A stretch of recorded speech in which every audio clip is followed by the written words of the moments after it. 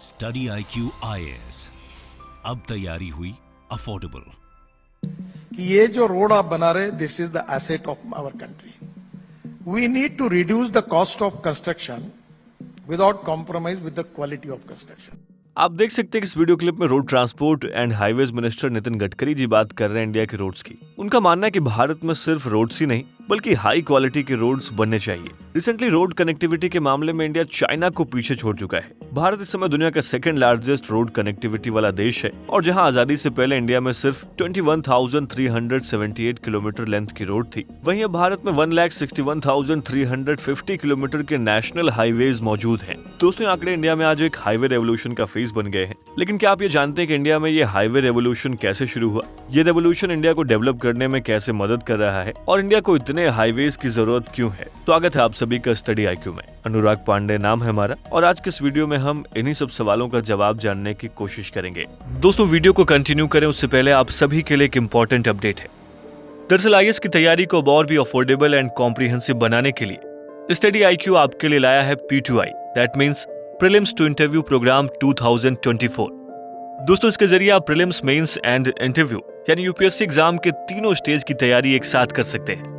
UPSC syllabus को consider करते हुए इस बैच में आपको लाइव क्लासेस के through basic to advance cover कराया जाएगा।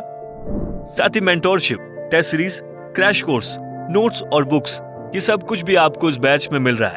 CIS live prelims to interview 2024 batch को अगर आप ज्वाइन करना चाहते हैं और आप अनुराग लाइव कूपन कोड का इस्तेमाल करते हैं तो इस बैच की टोटल फीस 45,000 की बजाय आप इसे 29,999 का अवेल कर सकते हैं।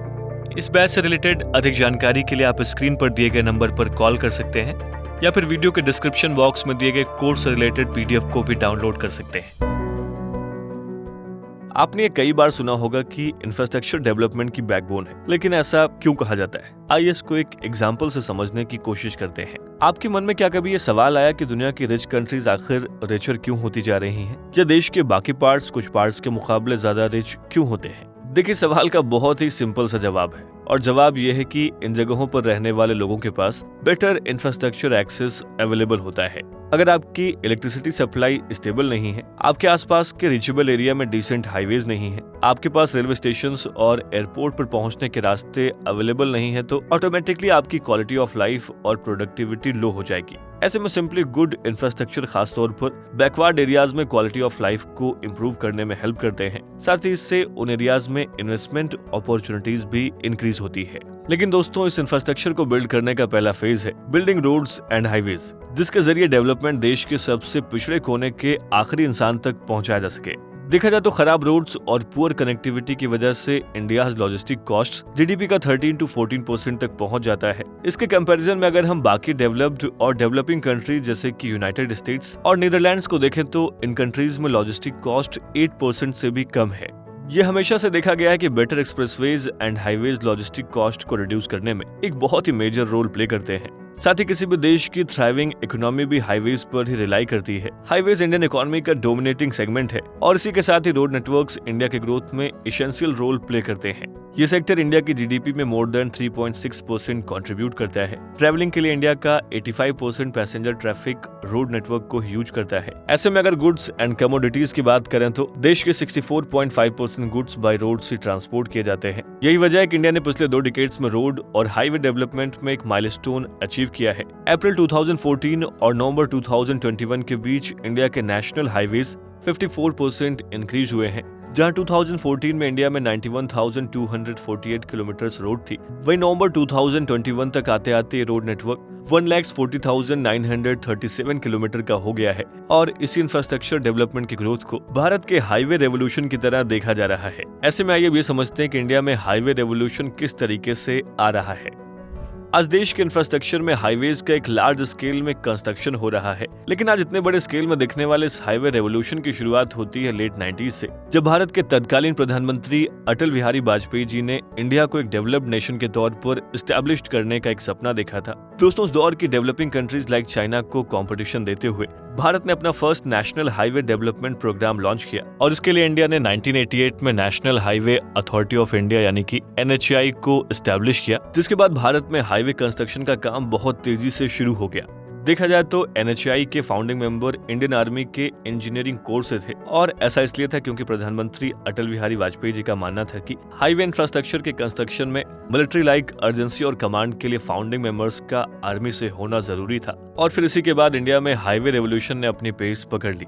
लेकिन दोस्तों, पॉलिटिकल इंस्टेबिलिटी के चलते जिस डेवलपमेंट का सपना फॉर्मर पीएम अटल बिहारी वाजपेयी जी ने देखा था, वो उस स्पीड से सक्सेसफुल नहीं हो पाया। देखा जाए तो साल 2014 के बाद से इस हाईवे रेवोल्यूशन को एक नया बूस्ट मिला। Ministry of road transport and highways के डेटा के मुताबिक भारत ने 2013 तक आते आते हर दिन करीब 3 किलोमीटर का हाईवे कंस्ट्रक्ट किया। लेकिन 2014 के बाद हाईवे कंस्ट्रक्शन का पेस 3 किलोमीटर पर डे से 2014-15 में 12 किलोमीटर पर डे तक राइज हो गया। और 2015 में हाईवेज डेवलपमेंट को प्रायोरिटी देते हुए एक डेडिकेटेड प्रोग्राम भारतमाला प्रोग्राम भी लॉन्च किया गया, जिसके अंडर 100 न्यू अर्बन या फिर इकोनॉमिक कॉरिडोर्स को ऐड करने का प्लान है। दोस्तों, इसमें करीब $74 बिलियन का कॉस्ट आया है। हाईवे कंस्ट्रक्शन में एक राइज 2020 से 21 में भी देखने को मिला, जब per day 34 kilometre per day तक इसका रेट पहुंच गया। और आज भारत हाईवे कंस्ट्रक्शन के मामले में लगभग 40 किलोमीटर पर डे के रेट को अचीव करने वाला है। साथ ही दोस्तों, इंडियन गवर्नमेंट का टारगेट है कि डेली हाईवे कंस्ट्रक्शन को 100 किलोमीटर पर डे के रेट तक ले जाना है। और कहा यह जा रहा है कि हाईवे रेवोल्यूशन इंडियन इकोनॉमी को 2025 तक 5 ट्रिलियन की इकोनॉमी अचीव करने में हेल्प करेगा। दोस्तों, building a nation not just roads के टैगलाइन के साथ इंडिया का हाईवे प्रोग्राम रोड कनेक्टिविटी के मामले में चाइना को पीछे छोड़ते हुए यूएस के बाद सेकंड लार्जेस्ट रोड कनेक्टिविटी वाला देश बन गया है। गवर्नमेंट ने national highways authority of India का 2023 और 24 के बजट में 2.71 लाख करोड़ रुपीस एलोकेट किया है, जबकि 2022 और 23 के लिए estimated original budget 1.99 lakh crore rupees था। देखा जाए तो साल के आखिर तक ministry 2.17 lakh crore rupees spend कर देगी, जो कि इंडियन डेमोक्रेसी की हिस्ट्री में हाईएस्ट एलोकेशन है। साथ ही अमाउंट एलोकेशन में इतना लार्ज जंप इस बात को इंडिकेट करता है कि गवर्नमेंट ज्यादा से ज्यादा हाईवे प्रोजेक्ट्स को कंप्लीट करना चाहती है। ज्यादातर investment national highway authority of India में किया जा रहा है, जो आज वाइडर हाईवेज, एक्सप्रेसवेज और ग्रीन एक्सप्रेसवेज को बिल्ड कर रहा है। वहीं large chunk of money road wing में भी जा रहा है। यहाँ पर आपको दोस्तों बताते चलें कि सारे नेशनल हाईवेज NHAI के अंडर नहीं आते, बल्कि कुछ रोड ट्रांसपोर्ट मिनिस्ट्री के अंडर भी आते हैं। साथ ही साल के आखिर और अगले साल तक भारत के बड़े हाईवे प्रोजेक्ट्स कंप्लीट होने वाले हैं। ऐसे में आइए उन अपकमिंग मेजर हाईवे और एक्सप्रेसवे प्रोजेक्ट्स की तरफ आपको ले चलते हैं, जो 2024 में लाइमलाइट गेन करने वाले हैं।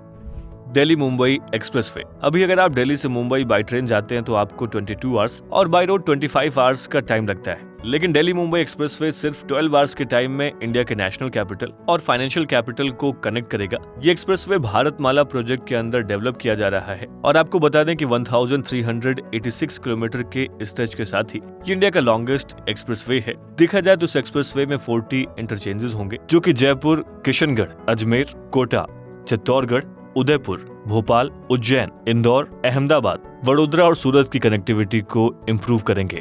साल की शुरुआत में 12 फरवरी 2023 को दिल्ली मुंबई एक्सप्रेसवे के फर्स्ट स्ट्रेच यानी कि दिल्ली दौसा लालसोट सेक्शन का इनॉग्रेशन प्रधानमंत्री नरेंद्र मोदी ने किया था और दिल्ली मुंबई एक्सप्रेसवे का estimated cost 1 lakh crore rupees है। मुंबई नागपुर एक्सप्रेसवे। ये एक्सप्रेसवे मुंबई से नागपुर को कनेक्ट करेगा, जिससे लोग मुंबई से नागपुर के डिस्टेंस को सिर्फ 8 आवर्स में कवर करने में एबल होंगे। इससे पहले मुंबई से नागपुर पहुंचने में करीब 17 आवर्स का समय लगता था। देखा जाए तो मुंबई नागपुर एक्सप्रेसवे इन दोनों सिटीज के बीच एक बैकवर्ड रीजन में भी गेम चेंजर साबित होगा।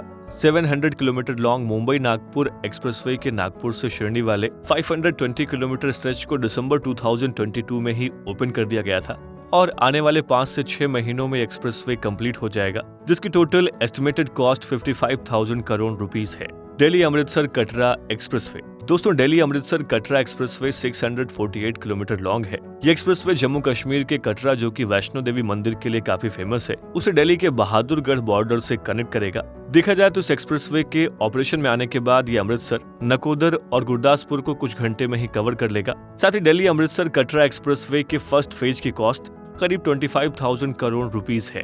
गंगा एक्सप्रेसवे। दोस्तों, 594 किलोमीटर लॉन्ग गंगा एक्सप्रेसवे 6 लेन एक्सप्रेसवे है। ये हापुड़, बुलंदशहर, अमरोहा, संभल, शाहजहांपुर, बदायूं, हरदोई, उन्नाव, प्रतापगढ़ और रायबरेली के साथ ही करीब 12 बड़े शहरों को कवर करेगा, जिसके एस्टिमेटेड कॉस्ट करीब 40,000 करोड़ रुपीस है।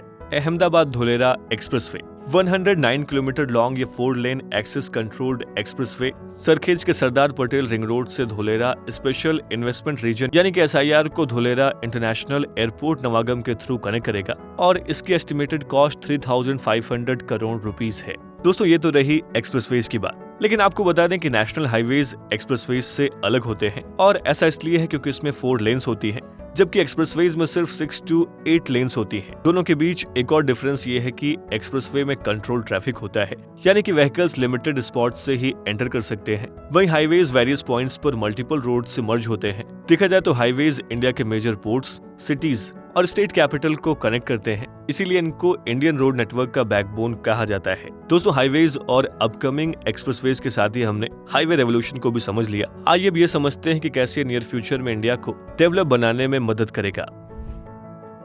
दोस्तों road infrastructure most crucial public resource है और ऐसा इसलिए है क्योंकि बिग सिटीज और टाउन्स को एक दूसरे से कनेक्ट करते हैं, जिससे कि दोनों के बीच ट्रेड और कॉमर्स प्रमोट होता है। रोड बिल्डिंग से इकोनॉमिक सेक्टर जैसे कि स्टील, सीमेंट, ऑटो इंडस्ट्री और रियल एस्टेट को भी बेनिफिट होता है। आने वाले सालों में स्टर्डी रोड नेटवर्क इंडिया की स्विफ्ट इकोनॉमिक रिकवरी में भी क्रूशियल पिलर बन जाएगा। डेवलप्ड हाईवे और रोड नेटवर्क से इंडिया के एम्प्लॉयमेंट स्टेटस में एक इमीडिएट पॉजिटिव इम्पैक्ट देखने को मिलेगा, साथ ही कंट्री के मैन्युफैक्चरिंग ग्रोथ में भी बेनिफिशियल होगा, जैसा कि इंडिया का कनेक्टिविटी सिस्टम एंटायरली स्ट्रीमलाइंड होने वाला है। ऐसे में स्टेट्स के बीच कनेक्टिविटी इजी कर देगा, साथ ही सिटीजन्स को कंफर्ट और ease transportation of goods and service भी अचीव हो पाएगी। देखा जाए तो इसी के साथ ही लॉजिस्टिक भी इजी और अफोर्डेबल हो जाएगा और इसके कई इनडायरेक्ट बेनिफिट्स भी एग्जिस्ट करते हैं, जैसे कि हाईवेज और रोड नेटवर्क्स डेवलप करने से लोकल पॉल्यूशन लेवल कम होता है, क्योंकि खराब सड़कों में जहां फ्यूल कंजम्पशन ज्यादा होता है वहीं कार्बन एमिशन भी प्रमोट होता है। दोस्तों रोड्स डेवलप होने से एनवायरमेंटल सेफ्टी इंक्रीज होगी, साथ ही वीकेंड ट्रैवलिंग को एनकरेजमेंट मिलेगी और ट्रैफिक जैम भी रिड्यूस होंगे, जिससे कि एक्सीडेंट्स भी कम देखने को मिलेंगे। साथ ही साथ रिमोट एरियाज में बेटर रोड कनेक्टिविटी से बच्चे हाई स्कूल्स और हायर एजुकेशन के लिए बाहर जा पाएंगे, एजुकेशन को भी प्रमोशन मिलेगा और गर्ल चाइल्ड एजुकेशन लेवल भी इंक्रीज होगा। दोस्तों हाईवे कंस्ट्रक्शन के शुरुआती दौर से ये देखा गया है कि ऐसे रीजन जो कि सिग्निफिकेंट रोड कनेक्टिविटी से दूर रहे हैं वो भी नेशनल हाईवेज के डेवलपमेंट के साथ ही साथ डेवलप करते गए हैं। ऐसे में देश के रीजनल डेवलपमेंट में भी हाईवेज एसेंशियल रोल प्ले करते हैं। देखा जाए तो इससे रीजनल इनइक्वालिटीज रिड्यूस होती हैं। रोड कनेक्टिविटी से एम्बुलेंस के गांव तक आने और कम समय में हॉस्पिटल तक पहुंचने में आसानी होती है, जिससे लोगों को जान माल का खतरा कम हो जाता है। और आप इस बात को जानते होंगे कि आज भी गांव में कई ऐसे एरियाज हैं जहां पर बेटर रोड कनेक्टिविटी न होने के चलते लोग सही समय पर हॉस्पिटल नहीं पहुंच पाते, जिससे कई बार उनकी जान भी चली जाती है। इन सब के अलावा प्रोड्यूसर्स को मार्केट्स, वर्कर्स को जॉब, स्टूडेंट्स को स्कूल और मरीज को हॉस्पिटल्स तक रोड ही लिंक करती है। यही वजह है कि रोड इंफ्रास्ट्रक्चर की मोस्ट इम्पोर्टेंट पब्लिक एसेट है। साथ ही रोड्स और हाईवेज किसी भी रीजन के डेवलपमेंट की बैकबोन है, जो 35th US president John F Kennedy के एक स्टेटमेंट से भी साबित हो जाता है, जब उन्होंने कहा था कि American roads are not good because America is rich, but America is rich because American roads are good. यही वजह है कि इंडिया भी रोड डेवलपमेंट पर फोकस कर रहा है। भारत में सिर्फ इसी टेन्योर के अंदर करीब 50,000 किलोमीटर हाईवेज के कंस्ट्रक्शन कर लिए गए हैं और अगर ऐसे ही कंस्ट्रक्शन होता रहा तो नो डाउट नियर फ्यूचर में इंडिया के हर गांव तक रोड कनेक्टिविटी अवेलेबल हो जाएगी। दोस्तों इंडिया ने रिसेंट ईयर्स में विजिबल ग्रोथ की है, जिसमें सबसे बड़ा रोल हाईवेज का ही रहा है। ऐसे में आने वाले समय में जिस ग्रोथ का विजन इंडिया देख रहा है उसके लिए नितिन गडकरी जी के वर्ड्स में कहें तो भारत को लेस कंस्ट्रक्शन कॉस्ट में हाई क्वालिटी रोड्स को बनाने की जरूरत है और जिस तरीके से इस पर काम किया जा रहा है हमें ये पूरी उम्मीद है कि ये हाईवे रेवोल्यूशन इंडियन इकोनॉमी के लिए गेम चेंजर साबित होगा। वैसे दोस्तों आपकी इस मुद्दे पर राय क्या है, हमें इस वीडियो के कमेंट बॉक्स में जरूर लिखें। स्टडी IQ IAS अब तैयारी हुई अफोर्डेबल।